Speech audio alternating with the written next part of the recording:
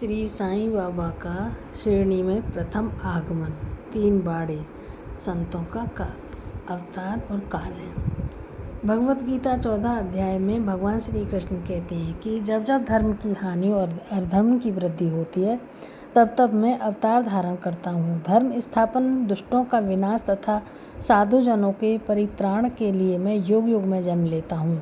साधु और संत भगवान के प्रतिनिधि स्वरूप हैं।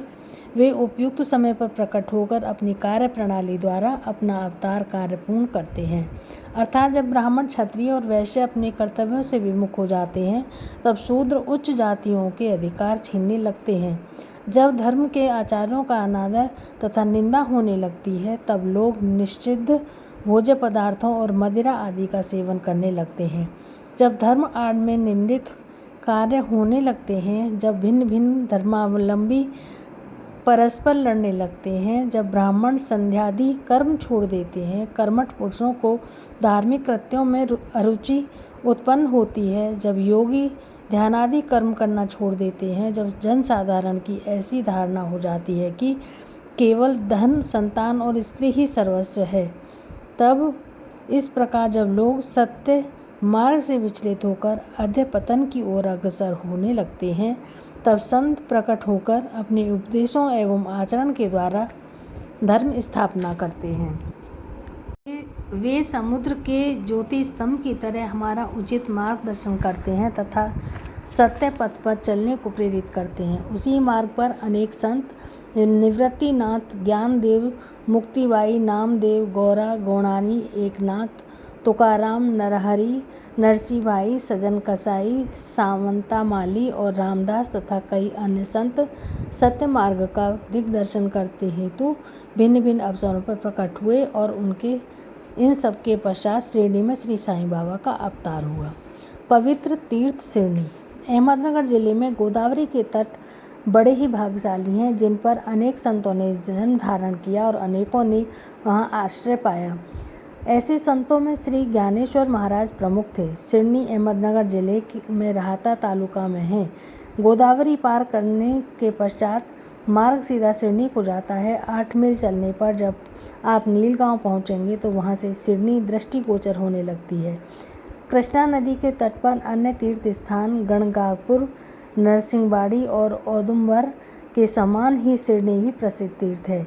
जिस प्रकार दामोजी ने मंगलवेढ़ा को पंढरपुर के समीप, समर्थ रामदास ने सज्जनगढ़ को दत्तावतार, श्री नरसिंह सरस्वती वे बाड़ी को पवित्र किया, उसी प्रकार साईंनाथ ने शिरडी को अवतीर्ण होकर उसे पावन बनाया। श्री साईं बाबा का व्यक्तित्व। श्री साईं बाबा के सानिध्य में श्री शिरडी का महत्व विशेष बढ़ गया है। अब हम उनके चरित्र का अवलोकन करेंगे। उन्होंने इस भवसागर पर विजय प्राप्त कर ली थी, जिसे पार करना महान दुष्कर तथा कठिन है। शांति उनका आभूषण तथा वे ज्ञान की साक्षात प्रतिमा थे। वैष्णव भक्त सदैव वहाँ आश्रय पाते थे। दानवीरों में वे राजा कर्ण के समान दानी थे। वे समस्त सारों के सार रूप थे। ऐतिहासिक पदार्थों से उन्हें अरुचि थी। सदा आत्मस्वरूप में निमग्न रहना ही उनके जीवन का मुख्य ध्येय था। अनित्य वस्तुओं का आकर्षण उन्हें छू भी नहीं गया था। उनका हृदय शीशे के सदृश उज्ज्वल और उनके श्रीमुख से सदैव अमृत वर्षा होती थी। अमीर और गरीब उनके लिए दोनों एक समान थे। मान अपमान भी उन्हें किंचित मात्र भी चिंता नहीं थी। वे निर्भय होकर संभाषण करते, भांति भांति के लोगों से मिलजुल कर रहते, नर्तकियों का अभिनय तथा नृत्य देखते और गजल कव्वालियाँ भी सुनते थे। इतना सब करते हुए भी उनकी समाधि किंचित मात्र भी भंग न होती थी। अल्लाह का नाम सदा उनके होठों पर था। जब दुनिया जागती तो वे सोते और जब दुनिया सोती तो वे जागते थे। उनका अंतःकरण प्रशांत महासागर की तरह शांत था। उनके आश्रम को कोई निश्चय कर सकता था और न उनकी कार्य प्रणाली का अंत पा सकता था। कहने के लिए तो वे एक स्थान पर निवास करते थे, परंतु विश्व के समस्त व्यवहारों और व्यापारों का उन्हें भली भांति ज्ञान था। उनके दरबार का रंग ही निराला था। वे प्रतिदिन अनेक किंवदंतियाँ कहते थे, किंतु उनकी अखंड शांति किंचित मात्र भी विचलित न होती थी। वे सदा मस्जिद की दीवार के सहारे बैठे रहते थे तथा प्रातः, मध्याह्न और सायंकाल रेडी और और चावड़ी की ओर वायु सेवन करने जाते तो भी सदा आत्मस्थिति रहते थे। अतः स्वतः सिद्ध होकर भी वे साधकों के समान आचरण करते थे। वे विनम्र, दयालु तथा अभिमान रहित थे। उन्होंने सबको सदा सुख पहुँचाया। ऐसे थे श्री साईं बाबा, जिनके श्री चरणों का स्पर्श कर शिरनी पावन बन गई।